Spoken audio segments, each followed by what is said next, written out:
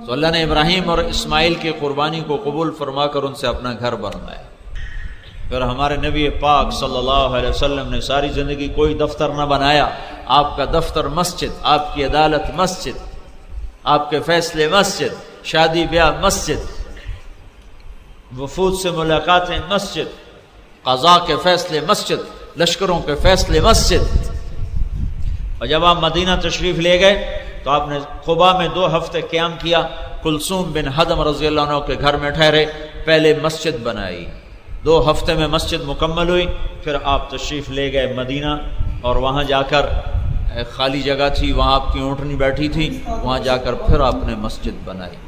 جب آپ مسجد کی تعمیر کے لیے پتھر کٹھے کیے تو اب بیت اللہ سامنے ہے نہیں، تو اندازے سے کرنا ہے، تو جبریل آئے اور اللہ کے نبی کے سامنے یوں پر مارا تو بیت اللہ سیدھا سامنے کر دیا، سارے پردے ہٹا کر بیت اللہ کو سامنے کر دیا، تو اللہ کے نبی کا محراب ٹھیک بیت اللہ کے سامنے ایسے۔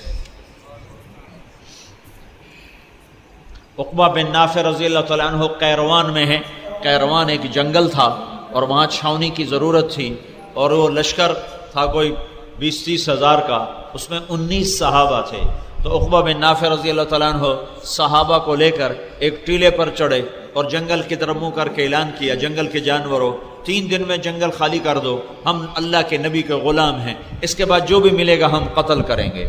تو 3 دن میں سارا جنگل خالی ہو گیا، اس کو کاٹ کے صاف کیا، گھر بنانے کا حکم دیا، خیمے گاڑنے کا حکم دیا۔ اب مسجد کی فکر پڑ گئی، مسجد بنانی ہے، اور کہاں تیونس کہاں بیت اللہ، تب قبلہ کیسے معلوم کروں؟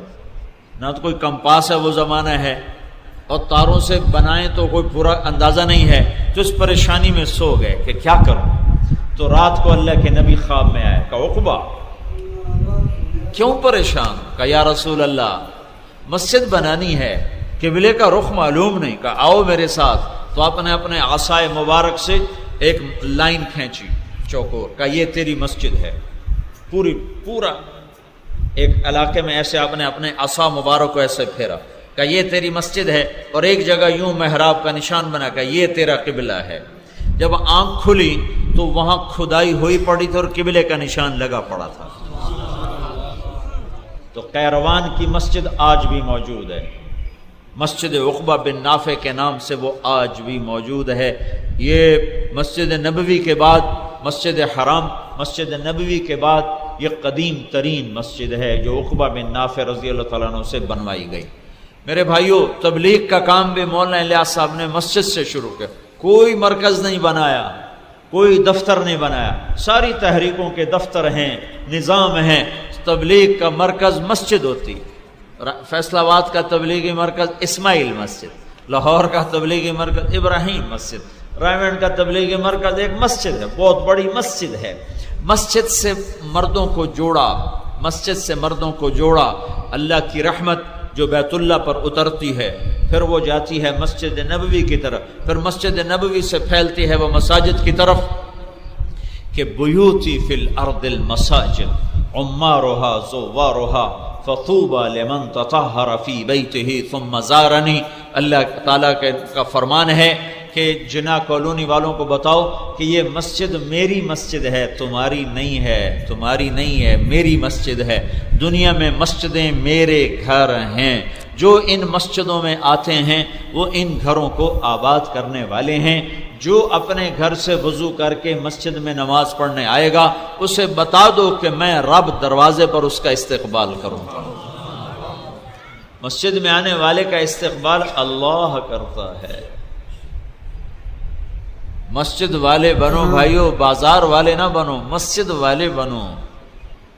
یہ اللہ کے گھر ہیں۔ ایک دفعہ ہارون رشید عباسی بادشاہ، اس نے اپنی بیوی سے کہا اگر آج رات تو نے میرے غصے میں آ کر کہنے لگا اگر آج رات تو نے میرے ملک میں گزاری تو تمہیں 3 طلاق۔ تھوڑی دیر بعد اس کو ہوش آیا کہ یہ میں نے کیا کہہ دیا، کہ اب اگر رات یہ میرے ملک میں گزارے گی تو اس کو تو طلاق پڑ جائے گی، اور طلاق بھی 3 ہیں، اور غصے میں کہہ دیا پشیمان ہے۔ تو اس نے سارے علماء بغداد کے اکٹھے کر لیے، کہا بھئی مجھے اب فتویٰ دو۔ تو سب نے کہا رات آئے گی طلاق پڑ جائے گی، یا اپنے ملک سے باہر نکالو. ملک سے باہر نکالنے کے لیے تیز رفتار سواری گھوڑا ہے، اور ملک اس کا فیصل آباد تک پہنچا ہوا ہے. پنجاب اس کی حکومت میں تھا، تو اب کہاں سے ہوائی جہاز لاتا کہ اسے اڑا کے دلی پہنچا دیتا اور اسے واشنگٹن پہنچا